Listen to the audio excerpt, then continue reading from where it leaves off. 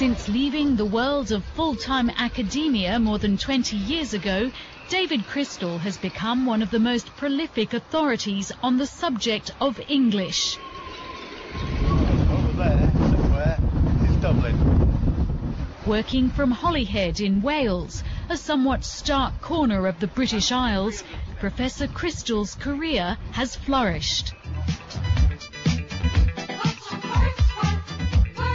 Words in papers, words in books, words on TV, words for books, words of comfort, words of peace, words to make the fighting cease. The reason why I write so much popular stuff on language is not because it's my idea, it's because people ask me to. Words to tell you what to do, words are working hard for you. Everybody is interested in language. Where does that word come from? What should we name our child? I wonder what that name means. Would you like to come and give us a lecture? Tonight, he's on home ground in Holyhead, performing in an art centre he helped to establish. Vocabulary. One of the things linguists do is they go looking for slang. You're a bit like a butterfly hunter with a net. You're always going out looking for the next specimen. Hello. Hello. Can you put to Rob, please? Many have known about his work for years, but some are new converts, enticed by the current debate about punctuation and grammar.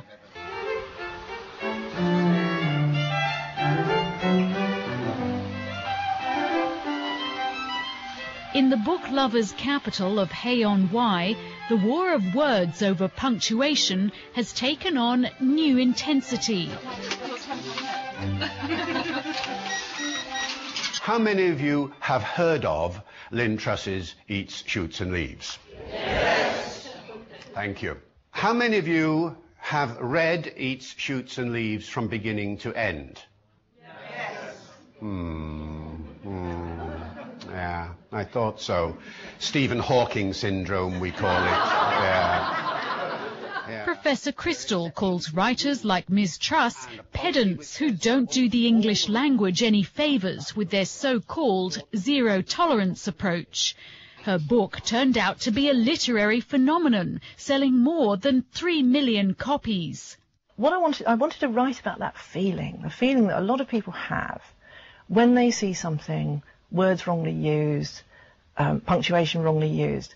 They feel it deeply. They're ashamed of feeling it, and they don't think they should express their, this horror that they feel, but they do feel it. And I really wanted to sort of make it legitimate. I don't know what you're supposed to do with it, but you are allowed to say, that's wrong, that is wrong. In any one of Britain's bustling markets, pesky apostrophes abound. But David Crystal believes attacking that represents a value judgment on greengrocers. It's this underlying feeling I have that the people who don't get punctuation right are somehow inferior citizens, somehow second-class citizens, that it's their fault, that they're to blame, that it's carelessness, that it's sloppiness, that there's a blame element in here. That's what I don't like. Well, I'm obviously hurt by it. I'm hurt by it if it's personal. I don't think David Crystal's personal. I think what he's getting at is that I think the success of the book, rather than the book itself, really horrified him. That's all. Oh, I would love it if one of my books sold 3 million copies. However many million she sold. Fat chance, really. Annoy me? No. Not in your opinion, she replied, semicolon. I mean, we would probably put a full stop there. Yeah. Lynn Truss admits to being intolerant when she spots punctuation mistakes. I sometimes will change something in a shop or something where I think, I can do it without anybody seeing. So you really do change things? Well, only 2 or 3 times in my life I've changed things, but I kind of think, it says Valentine's Day, and it's a possessive, and I'll put a little apostrophe. Do you have a marker in your bag now? No, I don't think so. While Lynn Truss laments declining standards of English, David Crystal says he's an optimist and sees it differently. There's no such thing as a demise of language. Language changes. Language moves in a different direction. Language evolves all the time. Where a lot of people see deterioration, I see expressive development, you see. It's this zero-tolerance approach that I don't have any truck with. So here we are, one first folio. And for anyone as passionate as he is about English, you can find it all in Shakespeare.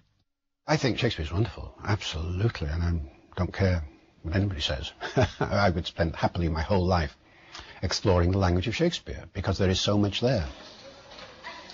And the best place to experience Shakespeare isn't in a book, it's on stage. Professor Crystal's son Ben is an actor at the Globe Theatre, rebuilt as it was in Shakespeare's day. He shows us how to take the language that was there at the time and stretch it and bend it and push it in new directions. In a word, he shows us how to dare to do things with language. And that's one of the reasons why he's so relevant today. For David Crystal, enthusiastic schoolkids at the Globe are proof that Shakespeare and English are still alive and well.